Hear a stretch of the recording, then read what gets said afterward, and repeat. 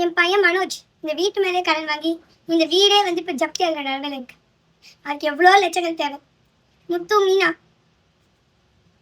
நீங்கள் தான் எப்படியாவது இந்த வீட்டை மீட்கணும். என்ன பண்ணுவீங்கள? காசு எடுத்து வந்து மீட்டாச்சா? மனோஜ் அவன் தான் என் பிள்ளை. இந்த டிரைவர் பூ கட்டுறவன். நீங்கள் 2 பேரும் இந்த வீட்டை மீட்டேன்னு சொல்லிட்டு இந்த வீடு ஒன்றும் உங்கள் பேரில் ஆகிடாது, புரியுதா? இது என் வீடு.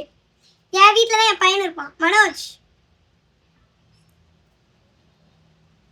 இந்த பூ கட்டுறவனும் டிரைவருக்கும் கொஞ்சம் பல லட்சம் கொடுத்து இந்த வீடு மீட்டோன்னே திமிரி ஆயிடுச்சு. இந்த மீனாட்ட பணமே இல்லை, ஸோ இவ பூ கட்டுறோம். இந்த ரோஹினிட்ட பணமும் இல்லை, வாயை திறந்தால பொய் பார்லர் இருக்காரு. ஸ்ருதி வந்து ஒரு அட்டங்கா பிடாரி, இருந்தாலும் பணம் இருக்கு. பணம் இருக்கனால அவளை ஸ்ருதின்னு வச்சுக்கலாம். ஸ்ருதி சாப்பிட்டியா? ஆப்பிள் கட் பண்ணவா?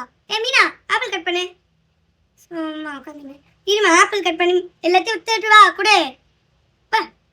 கிட்ட வேலை வாங்குறதே ஒரு. இப்போ எதுக்கு ஆளான்னு எங்களை கேள்வி கேட்குறீங்க?